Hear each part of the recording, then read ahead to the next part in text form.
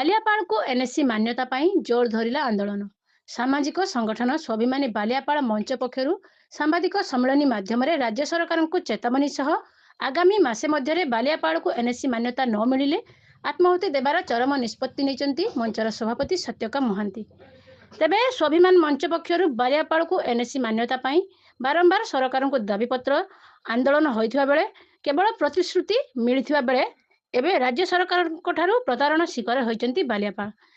आगामी मार्च मासरू राज्य में जनगणना आरंभ होबाकु थिबा बेले बालियापाळवासी एनएससी स्वप्न अधूरा रही जिवार आशंका सृष्टि होइछि। तेबे आगामी मासे मध्य बालियापाळ को एनएससी मान्यता न मिलिले आत्माहुति देवार चरम निष्पत्ति नेइचंती मंचर सभापति सत्यकाम महांती। बालेश्वर निवेदिता रिपोर्ट जीप ब्यूरो।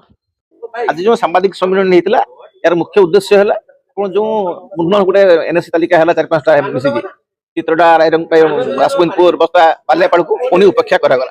आवश्यक भित्तिभूमि थाई कि 1997 मसीह जो तत्कालीन विधायक जनार्दन महांती समय आरंभ होता प्रचेषा तापर बारंबार ये जो एनएससी नहीं कि आमरण अनशन कर 2023 मसीह 2024 मसीह बंद कर 2025 मसीह बंद कर विभिन्न समय धर्मघट मुख्यमंत्री आरंभ कर सचिव नगर उन्नयन मंत्री समस्त को लिखित भाव में जनइचु जे बालियापाळ कहीं दिया राजनैतिक षड्यंत्र शिकार होगी बालियापाळ एनएससी हो पार ना।